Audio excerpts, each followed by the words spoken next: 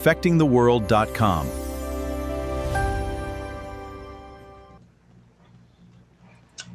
Hey everyone, we are here today with Adam Eliyahu Berkowitz, officially, and Joseph Good is here as well with Hatikva, and we have a topic of actually huge proportion. The more I thought about it last night, my head just went, wow, this is so huge, so much bigger than I thought it was, and I always knew it was big, you know. In fact, the priests that will be dealing with this, it's huge to them, and that they can only do it once in a lifetime, you know, this particular item that we're going to be talking about. So anyway, Adam, why don't you tell us a little bit about yourself, introduce yourself. Okay.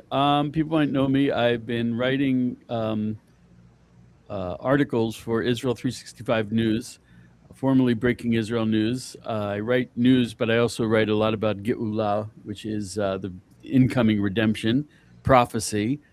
People might know me about that. I live in the Golan. I have a wife and 4 kids. And I moved to Israel in 1991 at the age of 30. Trained combat medic.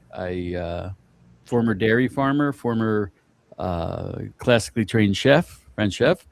And I love motorcycles, and that's about it. So, Right. And the reason why we're talking is I just connected with an amazing organization.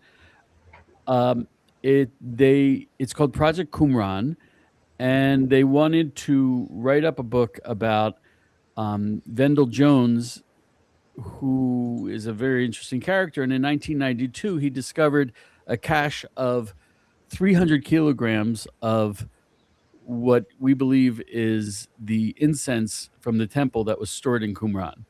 And there's an ongoing project and a pretty amazing story behind it. So I wrote a book about that, and it's available for free download. So, All right, let me show a picture of our last introduction to this topic. There we go. So if you did not watch it, this is you can look for the video with this this graphic, and where we discussed the topic, kind of broke the news that we were getting ready to release some new information. And of course, Adam has written the book and made it available for download. There's a picture of the cover of the upcoming hard copy at some point, I hope. And yeah, they're working on the hard copy now as we speak. great. Not only they're working on the hard copy, breaking news that the first time it's being announced here is they're actually doing the testing. They're doing continuing testing.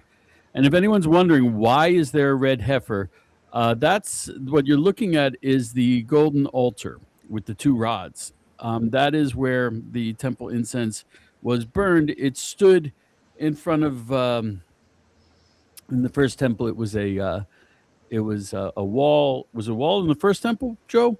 Yes. And in the second temple, it was the curtain that stood between the sanctuary, the Heichal, and the Kodesh Kedoshim, the Holy of Holies.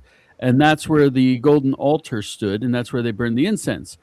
But those red heifers really don't have anything to do with that.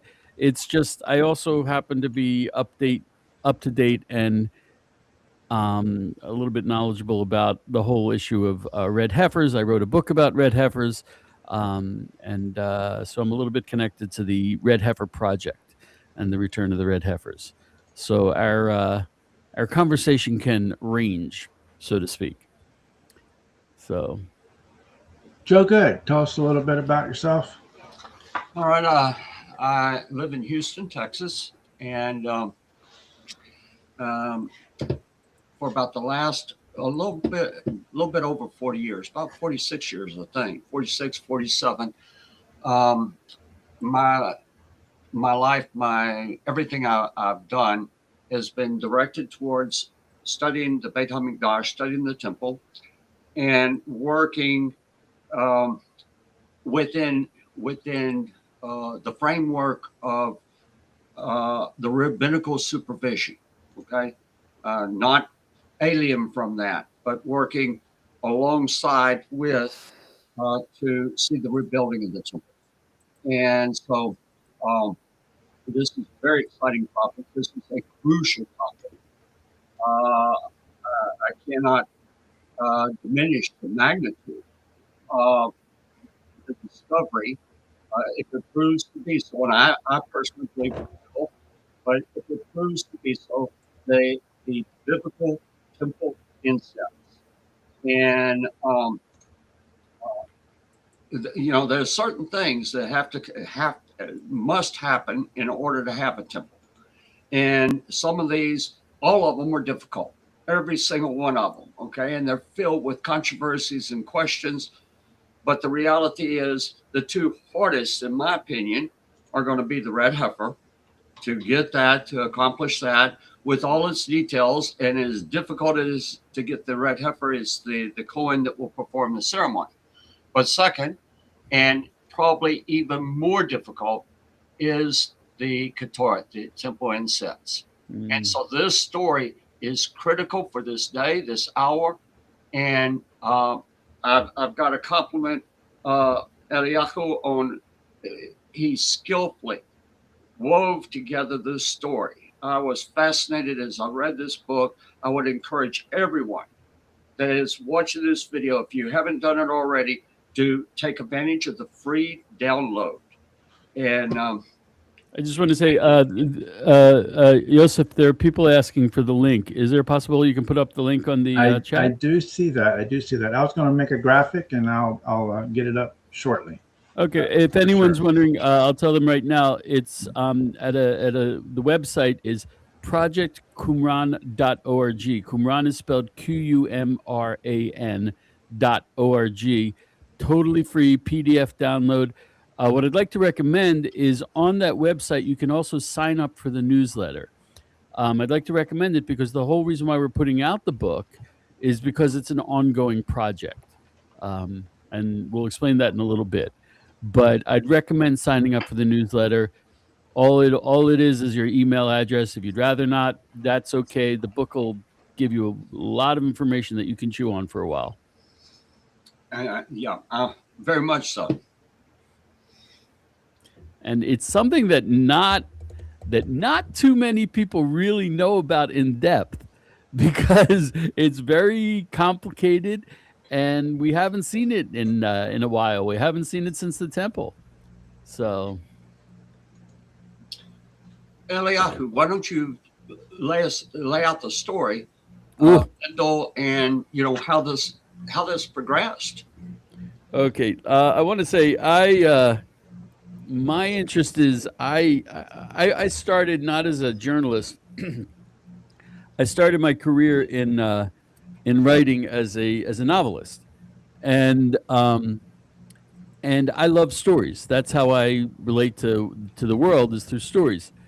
And when I happened to get an insider's look at the story, and it has everything. It's like really the most amazing story I've ever heard. The story began in 1967 when a gentleman by the name of Wendell Jones came to Israel. Wendell was a Texas pastor, and he came to Israel, and the reason why was he was asking a lot of questions. He was a very intelligent man.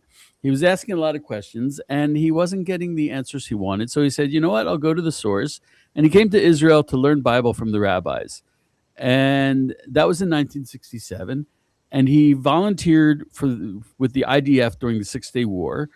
And after the 6-Day War, that area, Qumran, where he was digging, became Israel. So he continued digging there, and he had a lot of friends in the government because he was the Texas volunteer for the army. He worked as a spotter. The story is that he was, and I hope this is true. Everyone says this. I even spoke to his grandson, and his grandson told me this. He was colorblind, and being colorblind, he was much less susceptible to camouflage. He could look out and he could see that if there was camouflage out there, as opposed to another person who might not even see the camouflage. So he volunteered for the IDF as a spotter. And after the war, he was doing field work at Qumran in archaeology. It was one of his interests. I should mention that at one point he became a Noahide, um, and that affected his belief in Jesus. So he spent a lot of time walking around there from 1967 and started digging in 1977 to 82. He was working with Pesach Baradon, who was a Israeli archaeologist, and he did get a license to dig there from. It wasn't the Israel Antiquities Authority. It was what we call Tamat, or in English, the acronym is COGAT. It's the civil administration for the IDF. They oversee the archaeology in Judea and Samaria. But he was working under the government auspices. And in 1988, he found a small jug of what he believes, and which many other people believe, was anointing oil or persimmon oil.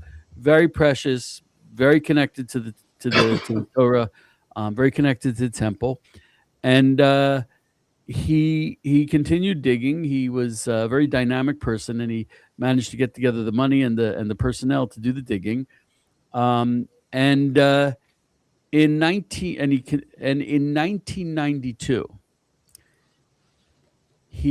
let me back up just a little bit. He was basing it on the Copper Scroll. The Copper Scroll, Qumran, is where the Dead Sea Scrolls were, and the Copper Scroll was a Dead Sea Scroll that was engraved in copper, unlike the other scrolls, which were on parchment. And it was a special kind of Hebrew, not like the others. And it was also mixed in with the Hebrew letters were symbols. It was a map.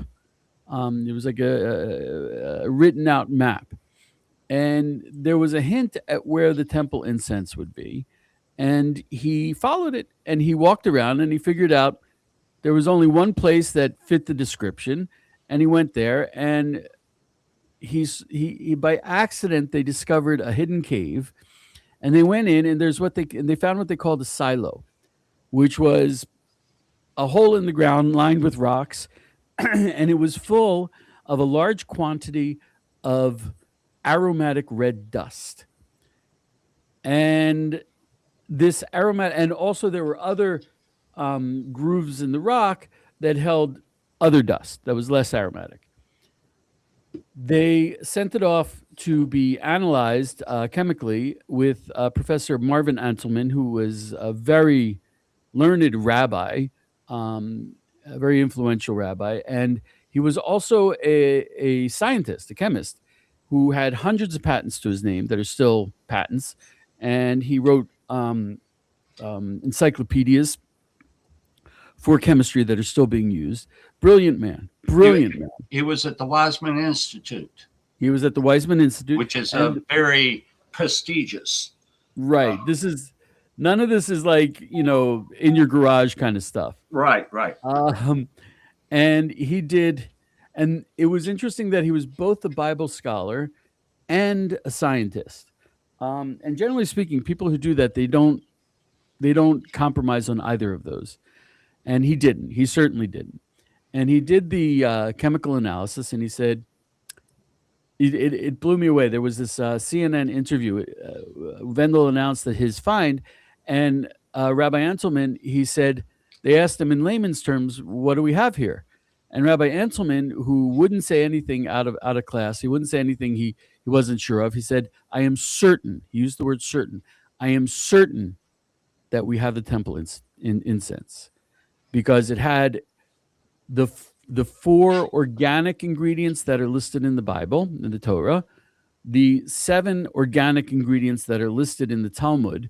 If you're looking, it's what we call Masechet Kritot, the Tractate of Kritot, 6a, and it had the 3 and the side compartments in the cave held the 3 inorganic ingredients that made up the temple incense. Now you have to remember, people are like, 4 ingredients, and so the Talmud said 11 ingredients. How do you know that there were 11? Well, the Talmud came around. They'd been already burning the incense for 1,800 years, something like that. So they knew what they were talking about. And one of the reasons why Rabbi Anselman was convinced that it was first of all, he seemed to think it was. He also noticed that that when you make a complete batch of temple incense, it's 300 kilograms. So he said, interesting coincidence. And it was further tested a few years, like 2 or 3 years later, by Dr. Terry Hutter, who was not Jewish, and he was um, a palinologist, which a palinologist is like he's organic chemist, and his job was identifying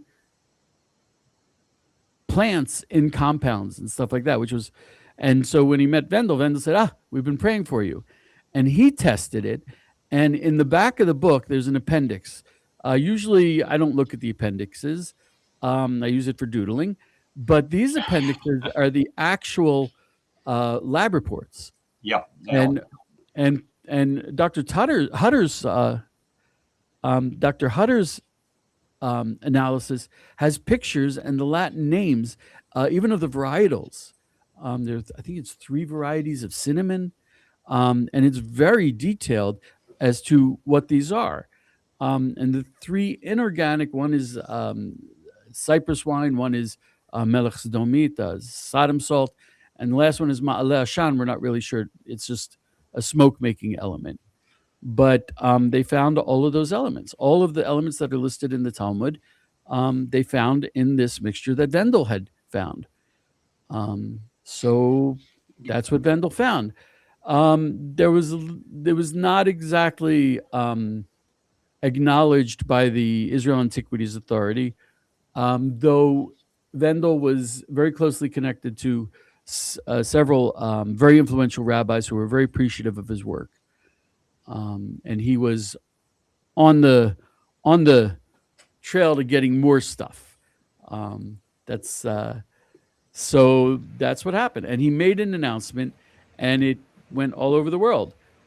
Should I tell how the story ended, or are we going to save that for the end? You mentioned the ingredients, but in the cave there was the cache of, like you said, 300 kilos. But there was also separate items separated items in the cave. Well, they were separated. Well, are you talking about the other elements of the Ketoret? The salt. Right. They were in separate niches. Niches. Yeah. They were not in the silo. And if I, you know what, let me tell the whole story right now, because people will not believe it. This is what attracted me. It's a story. It's a story and a half. When they say truth is stranger fiction, they were talking about this story. So what happened was they took it out, they took it away, and they packed it in cardboard boxes in plastic bags. And no one really wanted to hold on to it. What people don't understand is holy items are scary. Yep. They really are. If you ever saw Indiana Jones and the Temple of Doom and what happens to the Nazis at the end, holy stuff, you have to be really careful. Don't look at it. And specifically, in the Torah, it states exactly you cannot duplicate this for your personal use, nor can you even make it to smell. And basically, if you do either of those items, you're correct. You're put out of the community. You are, for lack of a better word, excommunicated from the Jewish community. And according to some of the commentaries, that's what happened to Nadav and Avihu. Is they messed with the Ketoret, they messed with the incense, right, and they died. So it's scary stuff. 300 kilograms is quite a bit, and it went from one place to the other, and it was a bit complicated trying to track it down. But it ended up with Wendell Jones's daughter, named Sarah. Sarah had converted to Judaism. She moved to a place called Ma'ale Lavona. Lavona is one of the elements. It's is that Kalbanim? Kalbanim Lavona? I think it is. Anyway, it's in Samaria, in the Shomron. She lived there, and she stored it in a bomb shelter near her house because she didn't want to have it in her house. And it stayed there for over 30 years. And just before the war, Sarah was out hiking in the hills near her house, and she fell down and broke her hip. And so she couldn't go check on it. And when the war broke out, the community, they needed to get the bomb shelters in shape for people to use them as bomb shelters. So without knowing what it was, the people from the community, they went into the bomb shelter and they saw all these boxes with dirt in it. And they said, we don't know what this is, and it doesn't look like much. So they threw it away. 300 kilograms of 2,000-year-old temple incense got thrown away. And the tragedy is that was what, like 3.5 years ago? So last summer, my friend Will, who is Sarah Richardson's son and Vendell Jones's grandson, he came up to me and said, my mom passed away. And I'd been bugging him all along. I said, if your mom feels it's a heavy on her, I'll find people who can take care of this. And he said, well, you can't really talk about it with her. It's a very touchy subject with her. So, pardon me. Well, you're in the morning. I'm in the afternoon, late afternoon, after a full day. So he came up to me last summer and he said that his mom passed away. And I was like, well, when the time is right, maybe you want to talk about the temple incense. And he said, okay. And a couple weeks later, he came up to me and he said, actually, my mom was murdered. And that's public record. If you go on and search for Sarah Richardson and Vendell Jones, you'll see that she was murdered. And she was murdered by her son.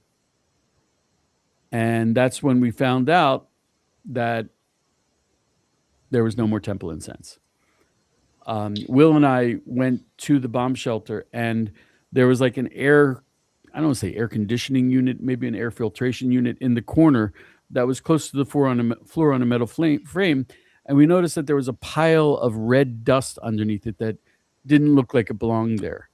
So we collected it and we compared it to the temple incense, and it's a little bit lighter, which I don't know if it got contaminated or if it because it was exposed to air, it got lighter, but we're pretty convinced. People who saw the original incense when it came out of the silo said, yeah, that's it. And another way you can tell, Larry Borntrager, who takes care of the red heifers, was also on the dig, and he was there when they took it out.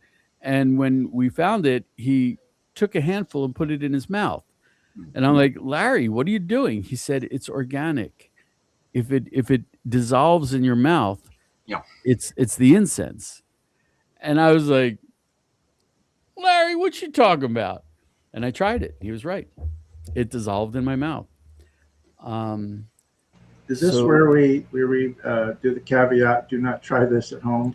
Do not try this at home. I'll tell you.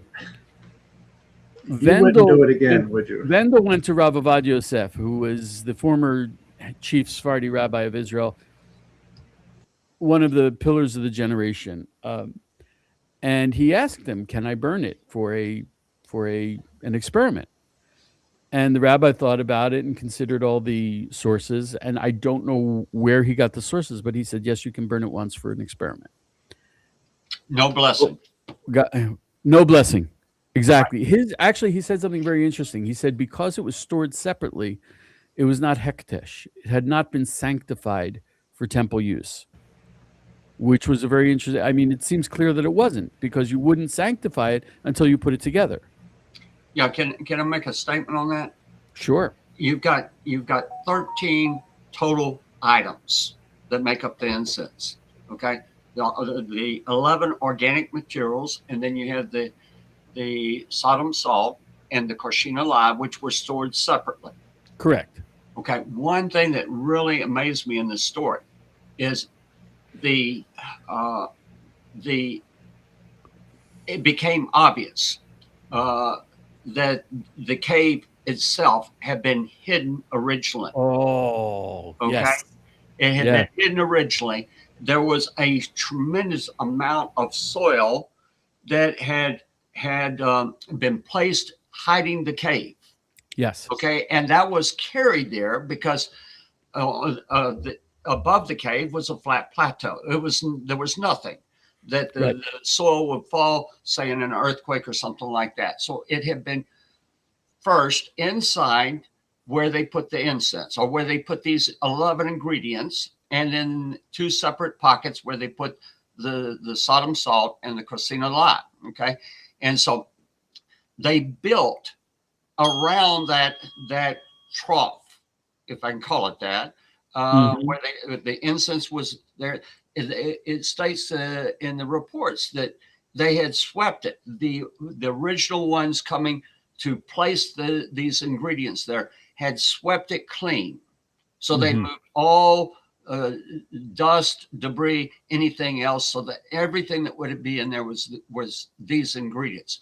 Then they built this very um, large, we're talking meters here, in height, in width, and in length. They built and encased it to protect it from moisture, but also to protect it from, if somebody got past all the debris that they put in front of the cave. That impressed me. Someone was hiding this for a purpose. Oh yeah. Oh yeah. So you want to talk When you about said purpose? when you said they encased it, uh, if you did walk up there, you would see something that doesn't look like anything. In other words, you had to No, go the cave was behind that covered. or The under it. mouth of the cave was covered. Well, They even actually if you got inside, I'm understanding that what you were ah looking at was right. not obvious that it was There was a anything. kind of lid on top of it, which there's a lot of dispute about Camouflage that. lid, yeah. Whether it was like a different material that they used with a lid, or if just over the years it's sealed. But if I can address what Joe was hinting at, or maybe you weren't, um, the question, of course, is Qumran is on the shore of the Dead Sea. And so, what was Temple Incense from Jerusalem doing there? Right. And there's an amazing, brilliant professor named Rachel Elior, and she 20 years ago, based on original sources, she has a theory, and it's actually now becoming pretty much the mainstream theory, um, which is Qumran. Everyone thinks, oh, that's where the Essenes were. They were ascetics. They no women. They were celibate, and they spent all the time jumping in mikvahs and purifying themselves, and that's what was going on there. And she says, no, Essene is a made-up concept. It didn't exist. She said, what was in Qumran? She describes, based on the book of Enoch, that there was a tradition, a temple tradition, that went back to King Solomon and before. The book of Enoch describes how Enoch was permitted to go back into the Garden of Eden and bring out 4 herbs that were used for the incense. And those 4 herbs are the 4 herbs that are listed in the Torah. So when we tend to, I tended to think, and I spent a lot of time dealing with the efforts to bring back the temple. A lot of people think, oh, the temple was a synagogue with a barbecue attached, or a church with a barbecue attached. No. If you went to the temple, you had the big altar on the outside where the animal sacrifices were. You had a lot of the grain offerings, the first fruits, the bikurim. But none of that went in to the temple.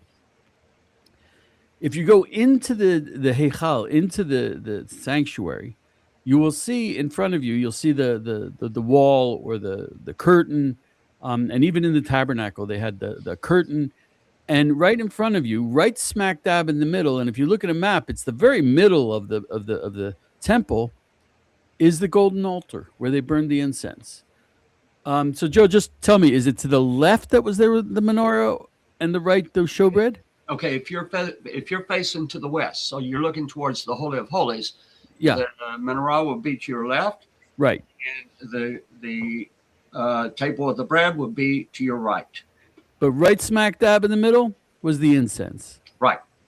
And she said, why? Because the real essence, the main point of the entire temple service, not, it wasn't everything, but it was the main point, and the highest level sacrifice was the incense. Yes. And so much so that all the priests wanted to bring it, wanted to do it, and they could only do it once in their life because it was so important and so much of an honor and a gift. And this is the only job that all the other jobs you could be selected for. Right. Tending the menorah, tending being selected to bring in the bread, take out the bread, the korbanot, the animals. Those you could be as many times as you got selected, you're selected. But if you burn incense, you cannot ever do that again unless you're the Kohen Gadol, the high priest. And people also forget that on Yom Kippur, before the Kohen Gadol went into the Holy of Holies, he first put in a shovel with some burning incense in it, and he couldn't go in until the room was full of incense. And in the last couple hundred years, there was no temple Ark of the Covenant in the Holy of Holies. So basically, he was just going into the Holy of Holies full of incense smoke. That was the highest, that was the height of the year on Yom Kippur.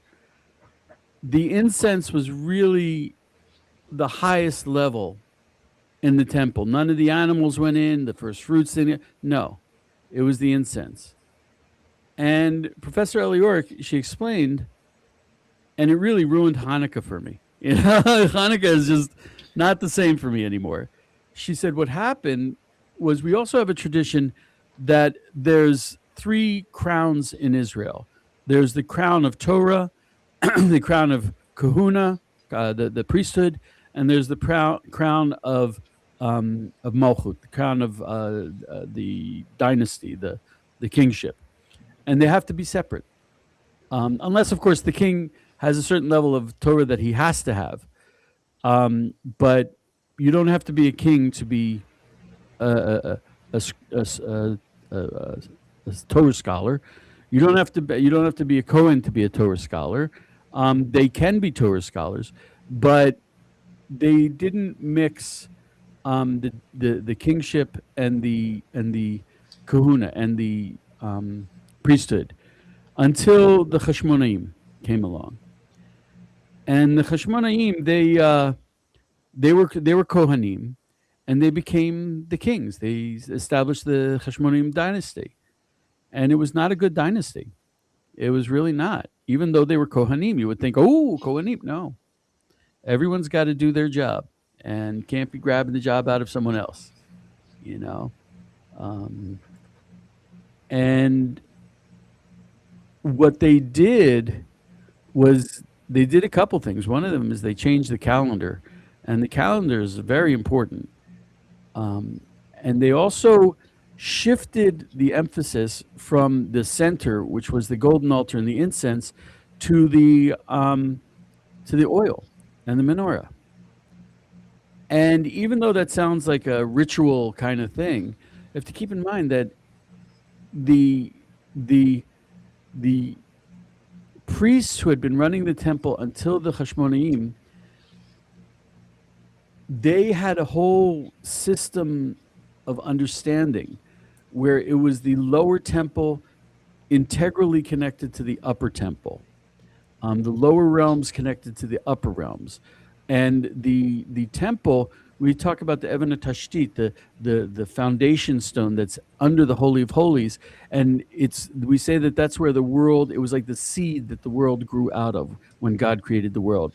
The temple was integrally connected to the creation and the ongoing creation, the fact that we are created. So to change that was really a tectonic shift.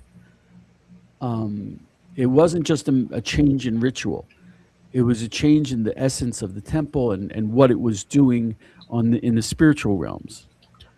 So what happened was when the Hashmonaim did that, the priests who had kept that tradition, they said, well, this can't last. So they ran down to Qumran, which was rather desolate and isolated, and they said, we're going to stay here and we're going to wait it out.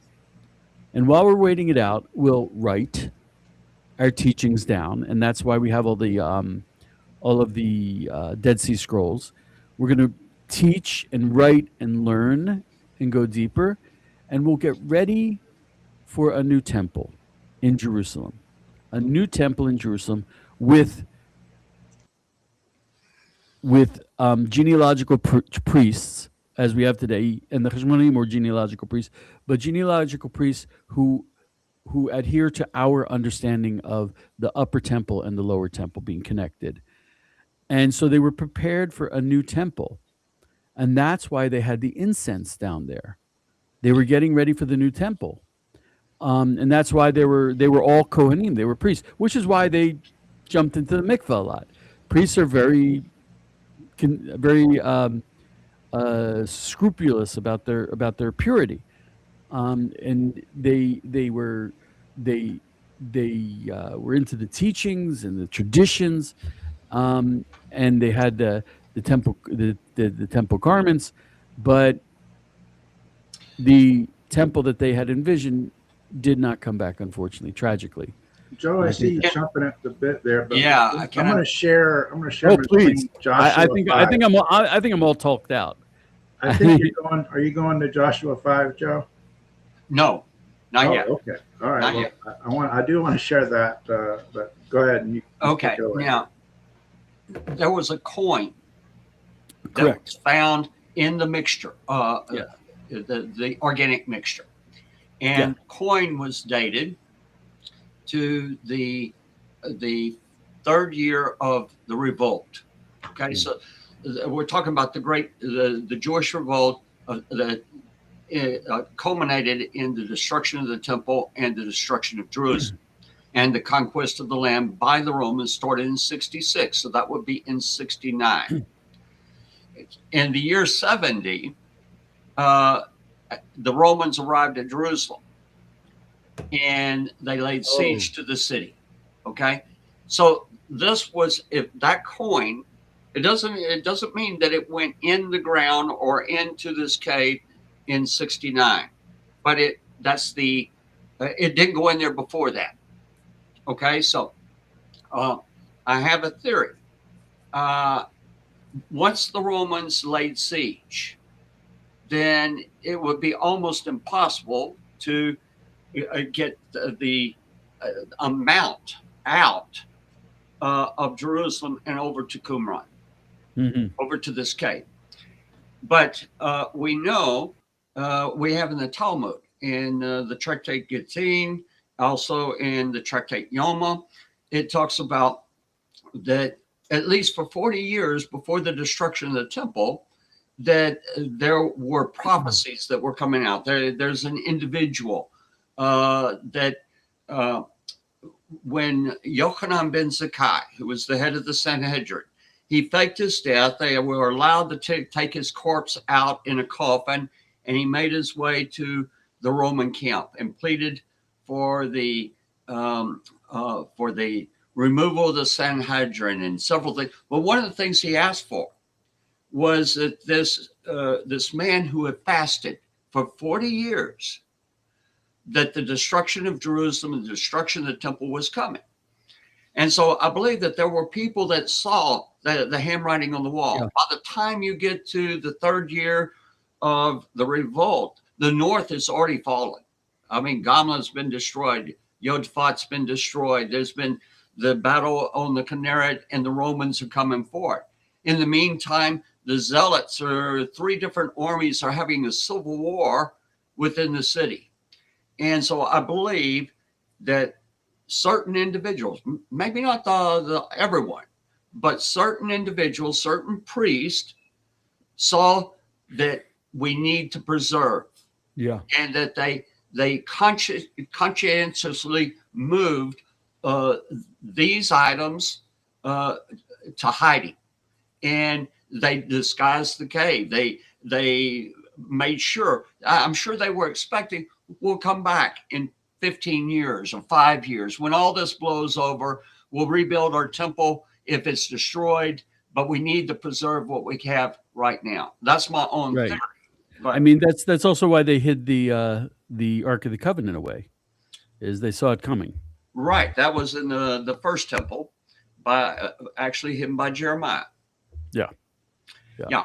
Okay, go I ahead. mean, and that's also why they wrote the Copper Scroll, was they hid a lot of the temple stuff away. Right. Right. Billions and possibly trillions of dollars worth of things are hidden, Yeah, and that would be our out friend on Jim the Barfield. scroll. It's amazing. S- Let me share. Can I ask? I discussed something with Joe when we spoke the other night, and he gave me such a brilliant answer that if he can give it to me again, so this time I'll remember it for sure. When these things from the temple come back up, we start asking questions again that we didn't ask before, and that you won't necessarily find in the Bible. For example, with the red heifer, everyone was saying, "Oh, now we can start the temple service." That's not true. We we are required to bring the public offerings even in a state of ritual impurity. Meaning, as we are standing here right now, ritually impure, we are required to bring the twice daily offering, the feast offerings, the Passover offering. Rosh So, Hashanah. This is Rosh Hashanah today. right, Rosh, yeah, there's an interesting story about Rosh Chodesh. Okay, but and then we're required to ask a lot of questions like, can we make new ashes of the red heifer without the old ashes? Because except for Moshe and Aaron, when they made the ashes of the red heifer, they already had the old ashes. It made it much simpler. Right. So this actually raises another question, which is, are we, let's say and for restarting the temple service, we don't need a temple. We just need an altar, which is a pile of stones. And then we're required to bring it. So the question I asked you, and you gave me a brilliant answer, is so are we, if we restart the temple service, bringing the offerings, Right. would that include the incense? Yes. The incense was separate because the offering, the meat, was on the temple, or it was on the altar outside the big temple, the big altar. But the incense was in the inside of the Yes. sanctuary on the golden altar. We don't have the golden altar. We don't have the temple structure. But let's say tomorrow Bibi Netanyahu passes a bill in the Knesset that says that we can start bringing the animal offerings on the Temple Mount. Right. Do we also bring the incense? And you gave me a brilliant answer. Okay. In the book of Ezra, chapter 3, we have when the returnees came from Babylon. Okay, so they have to return. The temple's been destroyed. They have to rebuild the temple. They have to rebuild the city. And we're told that they started on Rosh Chodesh Tishrei, okay, which is going to be Rosh Hashanah. They started the services up again.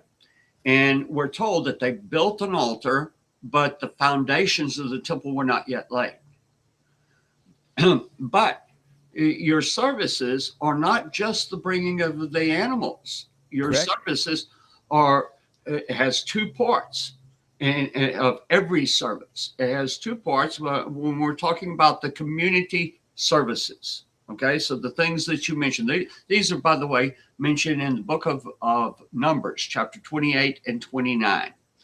And so in each of these, they bring animals and slaughter them, but they are also required to bring incense. And the incense service is as much a part as the animal service. So my theory is, if you don't have a temple building, you still are required to do a incense service. Now we know that going back to the time of David, that the ark had been captured by the Philistines earlier. Shiloh was burned. We have where the Mishkan, the tabernacle, is going to move first to Nov, then it's going to go to Gibeon. Okay, David gets the ark back, makes some mistakes in moving the ark, and has to kind of stop and say, let's rethink how we do it. Let's do it the way that God said. Don't move the ark on a cart. That we're going to have priests carry it. They brought it to Jerusalem. They did not bring it to the Mishkan. And David puts up a tent, and it's called the Tent of David. And the ark is placed inside there. And so that I believe that a tent, some temporary structure, would be set up for them to be able to place, not only do the incense service, but I believe, this is my personal opinion, that they'll have Ark a of the Covenant. menorah, that they will have the table of the, and we're told that even if the time comes when the people don't have these things and they don't have the finances, they don't have to make a beautiful golden menorah, that they can make it of lead. They can make it of inferior materials. And so, but I believe they'll have these elements because to do the Tamid service, the daily morning service, the daily afternoon service, it has many elements. And so trimming the menorah, setting that up, keeping that lit. You have to, once that's lit, you have to keep it lit. Okay? Right. And so the incense in the morning, in the afternoon, you have the table of the bread. And so the loaves have to be put there. The frankincense has to be put there. And the service has these elements. And we're told in the initial command to build the temple, which is found in Exodus 25, starting in verse 8 and 9, it ends with a powerful phrase. It says, and just so shall you do it. And so by that, we're commanded to do all the elements that God gave, even if they are a temporary situation till we can build the permanent. But right. That's what I believe. Right. It's, gosh, learning to recognize your evil inclination is a trick. And me and my evil inclination, we know each other pretty well. So all these people who say, "Oh, but you're going to start a war because you're going to tear down the mosques up there," and I'm like, it would be a good thing, but we don't have to. We don't have to. If you say, "Oh, I can't do it because I'll have to," no, you don't have to. You should do it anyway. You should be, and if it's a tent, it's a tent. In Jewish law, we have something. We have terms called b'chatchila and b'diavad, and what that means is when we have the Jewish law, there's the ideal way to do it. Ideal. What if you don't have the ideal? Well, if it's like this, is it still permissible? Sometimes yes, sometimes no. Right. There are parameters. So when it comes to the temple service, there's nothing like the glory of the temple. But if I'm not mistaken, when the Chashmonaim, they started up the temple service again, the menorah was just steel spears, metal spears, stabbed into the ground. So we have a precedent. We have a precedent. It's not the ideal. It's not lechatchila. But if that's all you got, it's okay. Now, there are certain things you can do that are not okay. So you have to ask the question. You have to look into it. Ideally, we should have a temple structure. If we don't have a temple structure, not only are we able to, but are we required to do these things? And you can't say, well, it's not the ideal, so I won't do it. No. There are times when even if it's not the ideal, you have to do it. That's right. And I think that's the situation we find ourselves in today. The ideal is to be pure. Well, we don't yet have the red heifer. We're close. We don't yet have it. So, but we still have to bring the public sacrifices, the public offerings. You mentioned the things that were required to do. Okay. So one of the things that is required is that the incense be burned, but not just any incense. In this particular case, the incense has to be the exact recipe. It has to be the exact recipe, and it has to be performed very precisely. I mean, it's laid out in all these priests would be very well trained in what do you do. But in the case of the incense, there is a man that will work with him. He brings the coals in from the outer altar. He's going to come to the altar of incense. He puts the coals starting on the western side. Okay. He starts on the western side and he works the coals, and it describes how he comes back to the eastern side, making them all smooth. But he stands there and he gives instruction to the Kohen that is going to burn the incense. And he tells him, make sure you start on the west, but you put your incense on the west and you move it back to these so that you do not get burned. And then he gives the command. He says, burn the incense. And he's required to leave. The man that's burning the incense will be in that room at that time. But it's very detailed. And so, yes, and that's the amazing part is, where are we going to get the recipe? I mean, where are we going to get the recipe to correctly identify all of these elements that are by scripture required? Well, and so that's where this story comes in. Exactly. That's, the people who ran Project Qumran, it's actually the son and the daughter of of Rabbi Anselman, who did the original testing.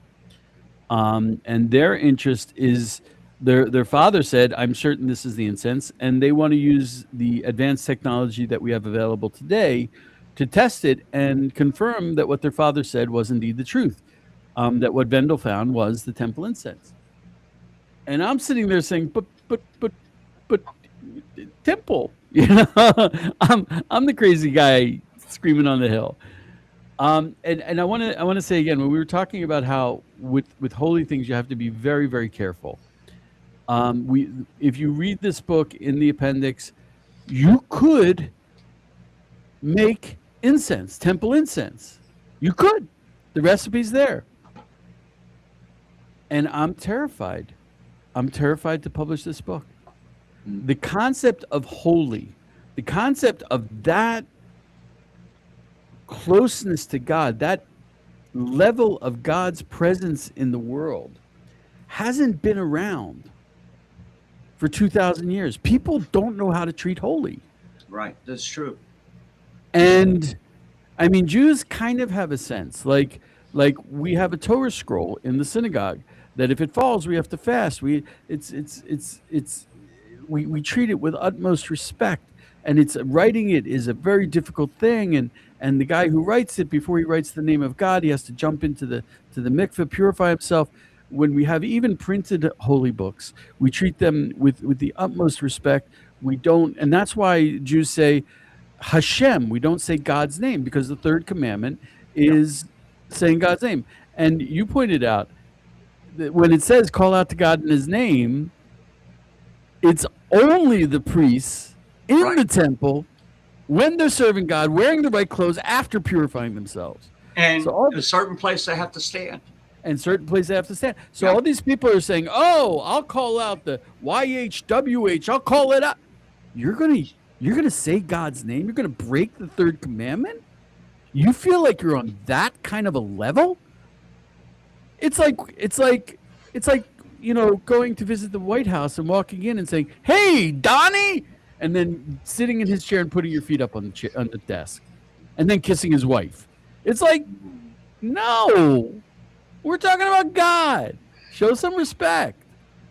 You mentioned the level of holiness, and one of the questions in this is why Qumran? Why would that be a place that would be permissible to take such a holy thing and Well, go store I it have, store it what do there. you think, man? I have no idea. Well, I was talking with Joe about it, and he brings up a very interesting passage in Joshua chapter 5, and looks like he's turning. But I'm gonna pull it up here or share it as well. And just do it there. Yeah. Let me see. Okay, here we go.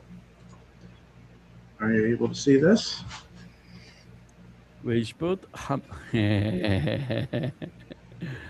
um, Yeah, we can see it. On that same day when they ate of the produce of the land, the manna ceased. The Israelites got no more manna that year. They ate of the yield of the land of Canaan. Moving on.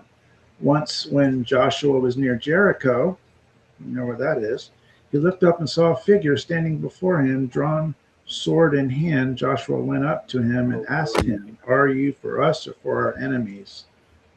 wait. He Let me see that replied, again. Go back. Let me see yep, that. yep, yep, yep.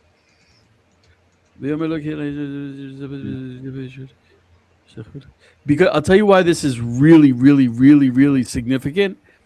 One of the ways that Vendel knew um, about where it was is the reference in the Copper Scroll mentioned that it was in between one location, which the name was like Sasaka. It was a very strange name, and Yes. Jericho. Right. So there is a reference to Jericho that led Vendel Right. to Qumran. Okay. He replied, "No, I am the captain of God's host. Now I have come." Joshua threw himself face down to the ground and prostrated himself, said to him, "What does my Lord command his servant?" This right here. The captain of God's host answered Joshua, "Remove your sandals from your feet, for the place you are standing is holy." And Joshua did so. Yeah. So the area was a place where the presence was holy. It was on a level of holiness, which is Right. it's near Gilgal, if I'm not mistaken. Joe? No, I'm not sure. I mean, I'm not sure. Gilgal's going to be right in that area. There's a couple different Gilgals. Gilgal was a certain type. It was the slipper shaped area. It was established by a wall of slipper shaped stones, and apparently there were ceremonies held there. And Vendel was also very interested in Gilgal, though I know much less about Gilgal than I do about Qumran. But apparently there was some level of sanctity to Qumran. And I mean, there were cities of Kohanim, though I don't know if Gilgal was one of them. I don't know if Qumran was one of them. So that is a question. But Well, obviously, Qumran became a huge Geniza. That's a also place, true. You know, that you can take holy items, scrolls, and so forth, and that for some reason they have become worn out or whatever. Those things cannot be thrown away because of their sanctity, because of their holiness, and so they are basically stored in. The story of the altar that was defiled was, well, we don't take those stones that are sanctified and take them out to the Dead Sea or toss them out in the valley. What was done with those stones, Joe? They were stored in a building of the temple. Actually, it's a building of the inner courtyard. It's the Beit HaMoked. This is the dormitory where the Kohanim that will be serving in the next day's service, that's their place. They also keep the 6 lambs, and 2 of those lambs will be used daily for the tamid, 1 in the morning, 1 in the afternoon. This is where they bake the lachem hapanim, the bread of the face, showbread people call it, and also has a chamber called the Chamber of the Seals. And so when you purchase items for your offerings that you're bringing, they give you a seal, and all of this is kind of conducted there in that chamber. It's called the Lishkat Hotmot. In that chamber, they stored the stones from the desecrated altar. Right. It was ruined. It can't be used. Right. but it also can't be removed. Right. This is why I was like going, well, how do you take this precious thing that has such a high worth and purity and holiness, and move it out to Qumran? And there's probably more than one answer. One is, was it quite finished? And I think the clue with the other ingredients that were in the cave tip us off that this is a 90% or 95% ready item, not quite dedicated yet or finished. If you could touch on that. Yeah, it's until it's assembled, until you put the salt and the lye with it. It's not technically incense. It's the ingredients of the incense. And so, but all of these items were there. And I believe that making it into the incense by adding those two additives, that could only be done in the temple, my personal opinion. Well, that's interesting. That's interesting. That's probably true. I could see why that would be true. Mm-hmm. Where we had gotten into the story before, I think it's one of the most exciting parts where Rabbi Ovadia, that he said, you need to burn it. You need to test it. Yeah. That story is absolutely astounding. I transcribed that story. I transcribed, and I listened to it like 40 times because I'm like, this has got to be perfect, because it was such a groundbreaking thing that he said. He was such a huge rabbi on such a level of knowledge and holiness that only he could say something like that. You know, and well, I think maybe no, he didn't think, he knew. And he passed that to Wendell, and God bless him. Wendell was he had a lot of rabbis who approved of what he was doing and supported him because he had that level of respect and awe. Yeah, he was a bit of an interesting character, as we used to say, colorful character. But he at the same time he understood that he was dealing with holiness, and he had and God loved him. I said that he was colorblind. There's another story that I actually had to confirm because it just sounded too unbelievable to me. He had a son who was not well, who has since left the world, Gershom, and Gershom Bar Yonas, I believe, and he was not well, and he needed a kidney transplant. And Wendell, they did the test, and Wendell was compatible. So when they put him under and went in to take out his kidney, they discovered that he had 3 kidneys. Wow. There you go, If Joe. only we had an extra one laying around. Yeah, you caught me there. I had to find that out from first sources because I was not going to take that at face value unless I heard someone say, "Yep, that's true." Did you know Wendell personally? Oh, that's a different story. I'm getting old, and I would much prefer to chill out and not take on any more projects.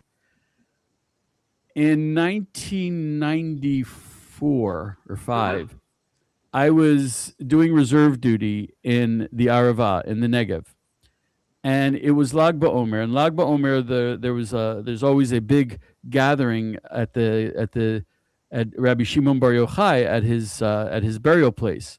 Yeah. Thousands and thousands of people go, and it's a very holy event. It's Rabbi Shimon Bar Yochai basically invented Kabbalah. So I would go every year, and I was in the army, and I was in the south of Israel. And I walked up to my officer and I said, "Dude, I'm going." And he said, "Dude, I can spare you for 24 hours and that's it." So I did a full day of patrolling on the border. Back then they were bigger than Hummers and they were open, and it was a rough patrol. And I was a medic, and I had but I got off the Jeep on the main highway. They dropped me off, and I had my gun, a blanket, my tefillin, and a prayer book. Uh-huh. And I started hitchhiking. And I hitchhiked from the south of Israel to Meron, which is up north. Yeah. Partied all night at Meron with the hippies in the woods, in the Oh my forest, goodness. dancing around campfires, singing and dancing. And the next morning, without sleeping, I started hitchhiking back. And hitchhiking was rough, but I got down to the gas station that's at the corner where the road comes down from Jerusalem and hits the Dead Sea. Uh-huh. And I got there, and there was a big dually, a big GMC truck with dual black wheels sitting there, and a big white one, and had a refrigerator in the back. And I walked up to the driver, and I said, can I get a ride? I said in Hebrew, I said, and he said, and I got in the truck, and it was a man, it was an older man and his daughter, and he looked at me, he's like, "La'ana ta'olech? Where are you going?" Total Texas accent. Okay, I got you. I know where you're going now. And I said, "Where are you going?" And I said in English, he said, "Qumran." And I said, "Are you Vendel Jones?" And he said, "Sure am." And I said, "Vendel, darn glad to meet you, man." And so that's when I met him. It was like 94, 95, something like that. Yeah. And his daughter was in the car. Sarah was in the car. I didn't know who she was at the time, but I remember what she looked like. Yeah. And so that's how I met Vendel. It was a little bit after he found the incense. Yeah. And fast forward, I was living in Gush Etzion, and I was working overnights in telemarketing in Jerusalem. And I was commuting. Work started at 11 o'clock at night, and we finished at 7 in the morning. And I was commuting with a young man from Efrat, which was near Barain, where I lived. And we were commuting together. Really nice guy. We got along great. And one day we're driving back after a long day at work, and he looks at me and says, "You knew my wife before I got married." And that's kind of a dangerous opening statement. And I said, "Did I?" And he said, "Yeah, her name was Tanya." And I said, "Oh, yeah. I used to work in a candy store in Efrat, and she was the annoying little sister of the girl I worked with." So Will and I got to be real good friends. We commuted together, we worked together. Yeah. And then many years later, I move up north to Katzrin, and he's living here. So he and I got to be good friends again. Yeah. And I changed careers. That's when I started writing for Israel 365. And one day I'm talking to him. I'm like, "I got this problem. I'm I'm told I have to write a story about Vendel Jones and the incense, and I don't have any connections. And these people, they don't like to be so public." And he starts laughing at me. I'm like, "Will, what's so funny?" He's like, "Vendel was my grandfather." Yeah. And I'm like, "Get out of here." So that's how, like Hashem was telling me, Yes. "Eliyahu, I know you want to chill out, sit at home, drink your coffee, Yeah. but I ain't done with you yet." And I'm like, "Can't someone else?" No, someone else can't do it. And so that's how this book got made. You just mentioned drinking coffee. Yes, sir. Now, I love coffee. I'm glad to know that. You'll be drinking some of mine, God willing. Right. But one thing about coffee is, you purchase it, you have it in a bag, it can be beans, it can be ground, but coffee ages, and it loses its aroma, it loses its savor.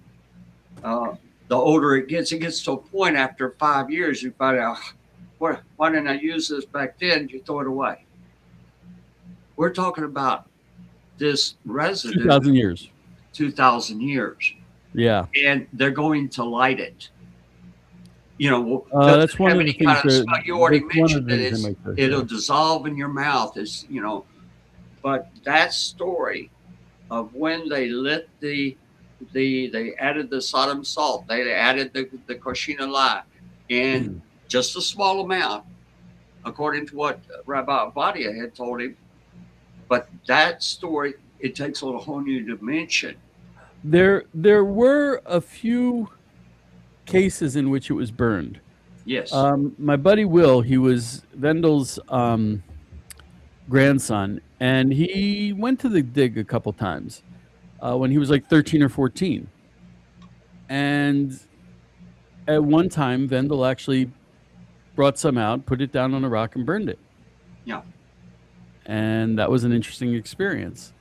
Terry Hutter, the palynologist, he also burned some.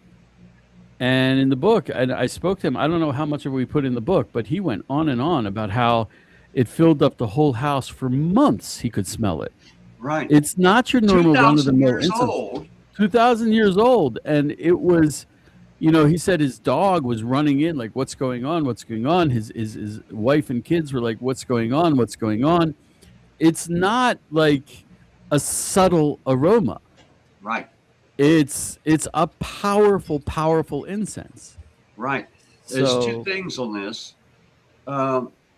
Will, I believe that he was the one that you wrote about that they did it. They were on top of a mountaintop. Yeah. And so They you were out in the expect the field. wind to carry the smoke away right away. Oh, right.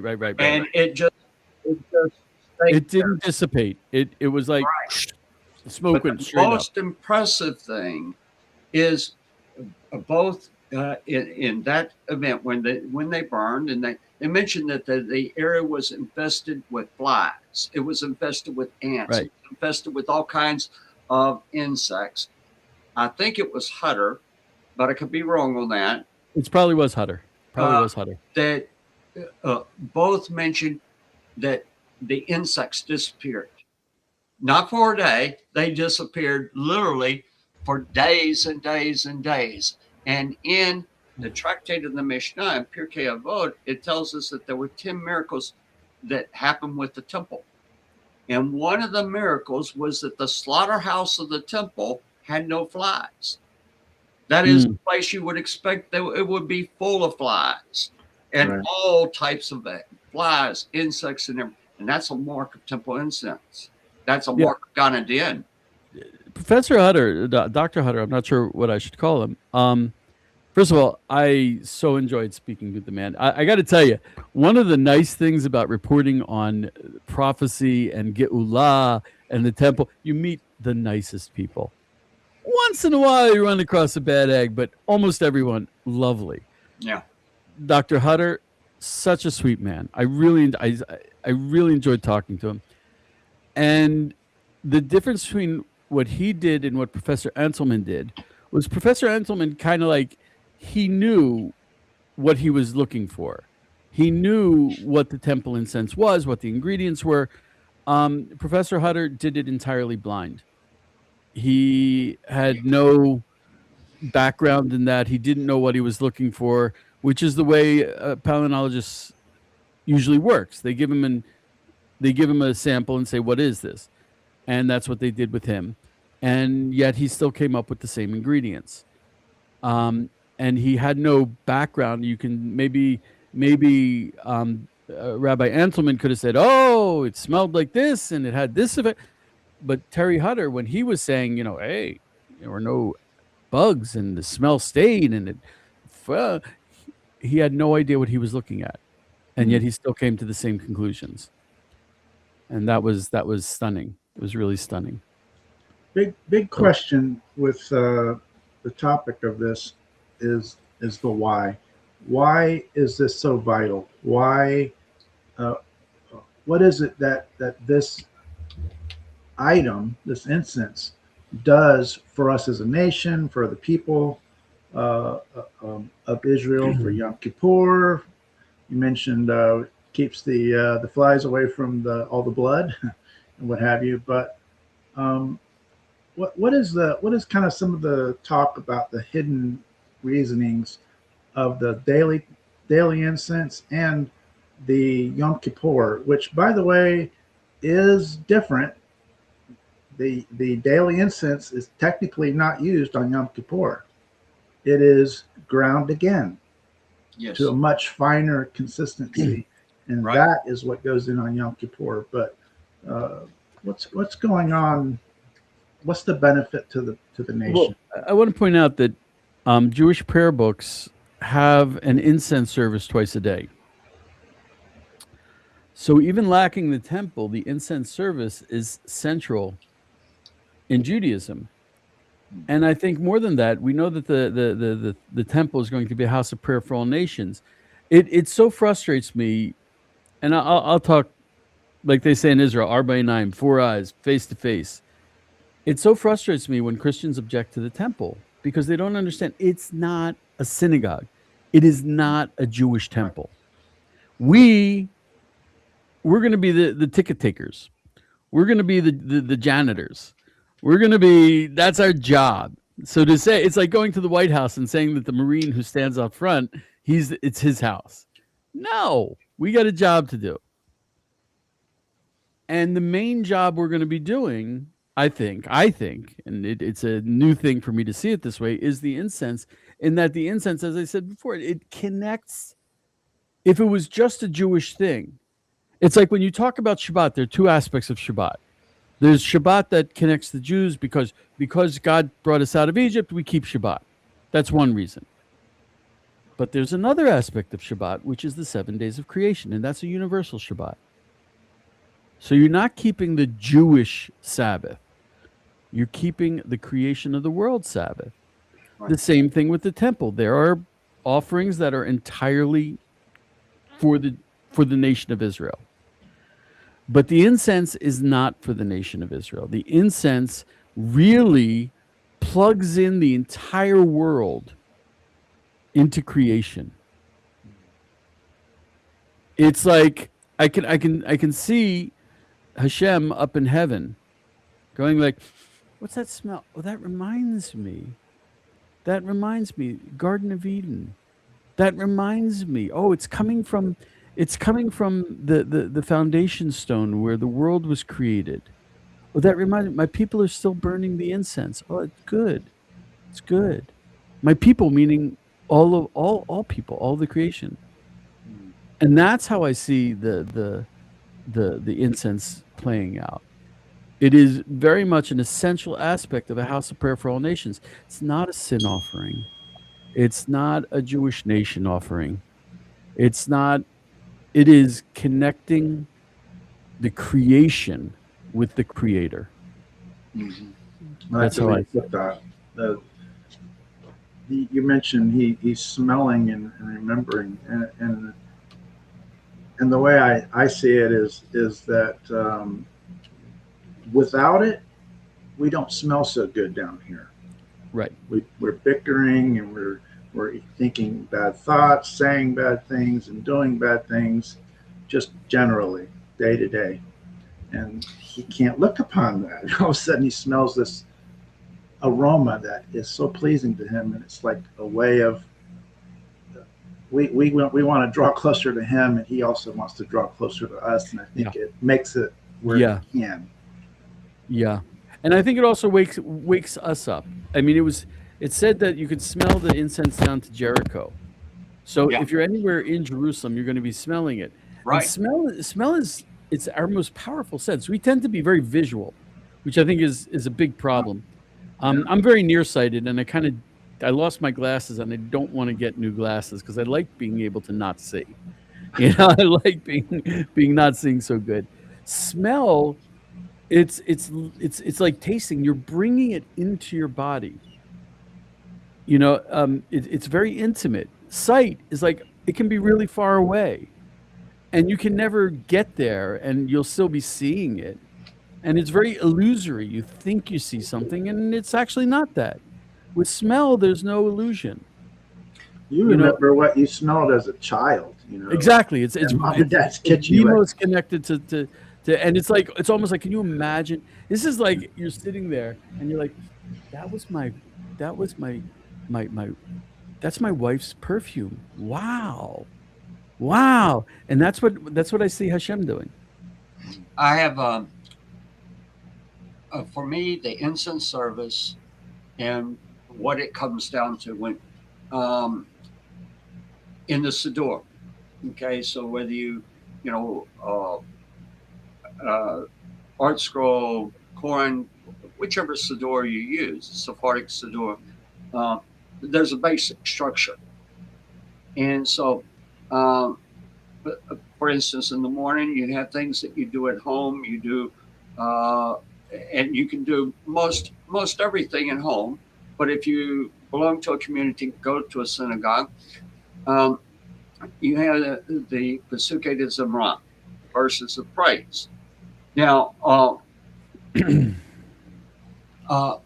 we're told in the tractate Yoma of the Mishnah that on Yom Kippur, that the courtyards of the temple were filled with people by midnight before. Mm.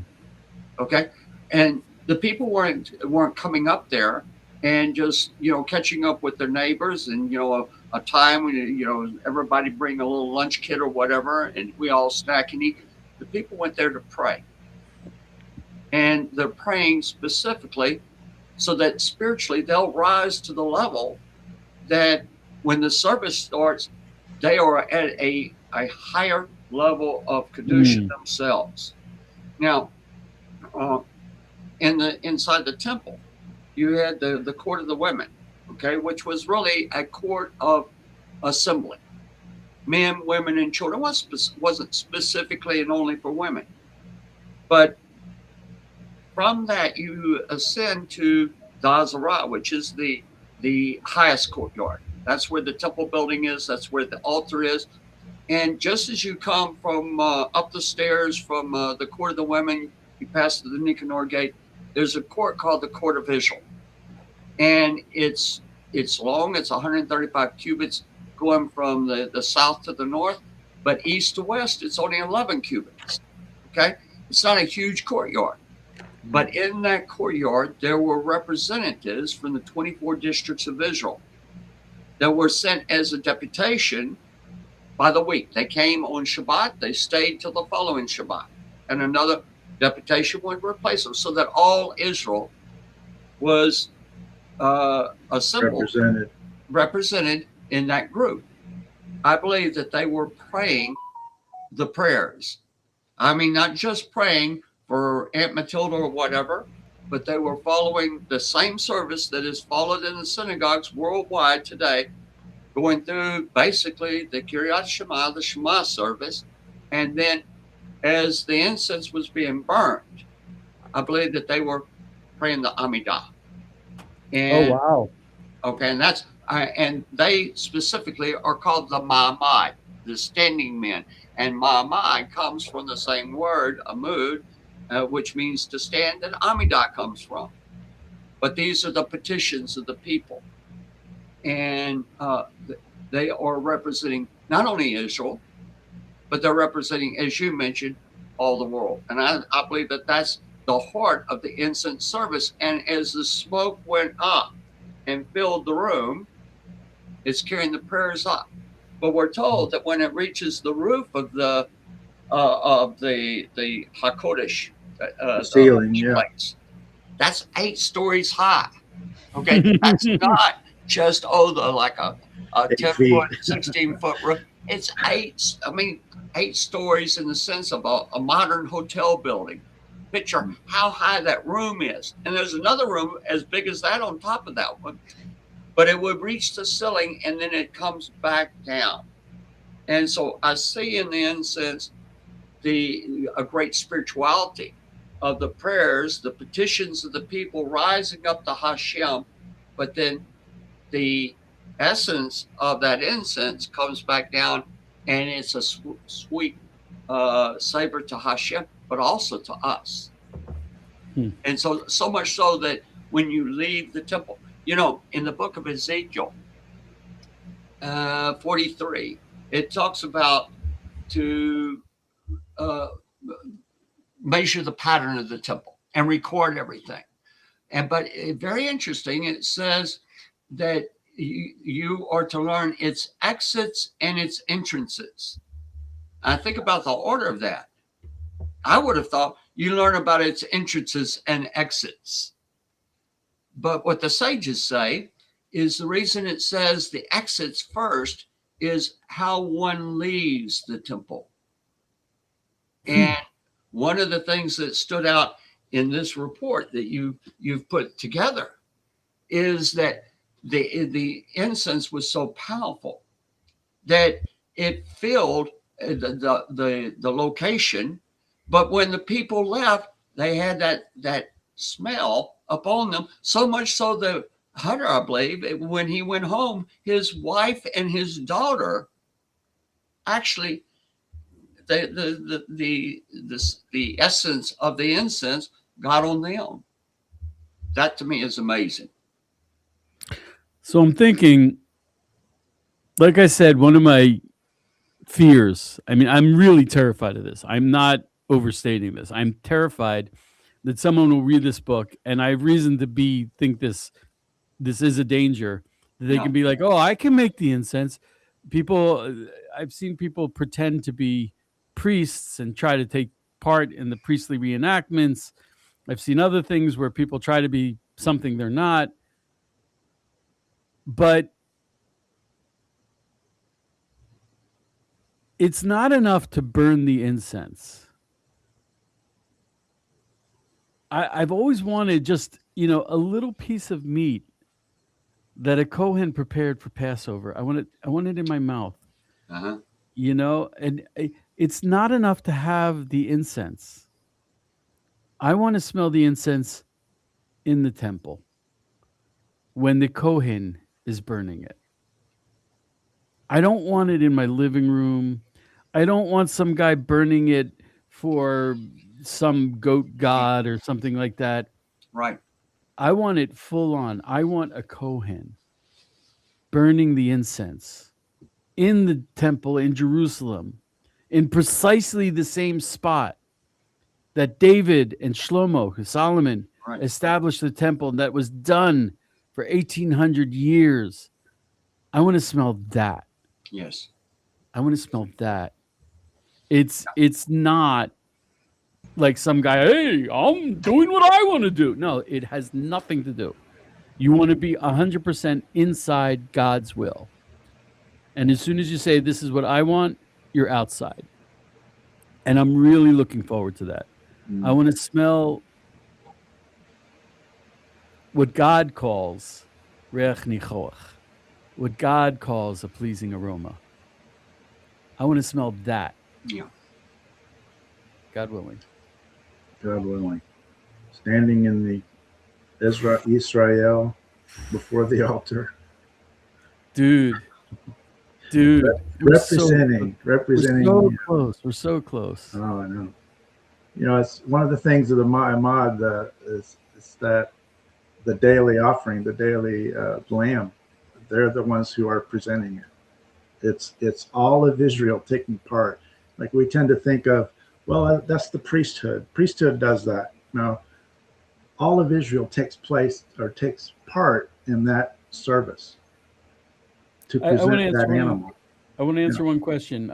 Daisy Freiberger, she asked, isn't it prohibited to make the incense outside of the temple? To make the incense out of the temple is not a problem. It's forbidden to burn it. And not only is it forbidden to burn it outside of the temple, it's forbidden for a non-Kohen who is not purified, who is not wearing the Kohanic clothes, who is not assigned to do that. It has to be perfect. It has to be everything. There's a concept in Chassidut, what we call Ashan, interestingly enough, meaning smoke, which is an acronym for Olam Sha'av Nefesh. It's place, person, and time. And there are times when all of that has to come together in a very specific way. And the highest level of Ashan, the highest level of place, person, time, is the Kohen Gadol, the high priest, in the Holy of Holies on Yom Kippur, doing the service, burning the incense. So you want to make sure that all those things are right. It's the right person, the right place, the right thing, the right time.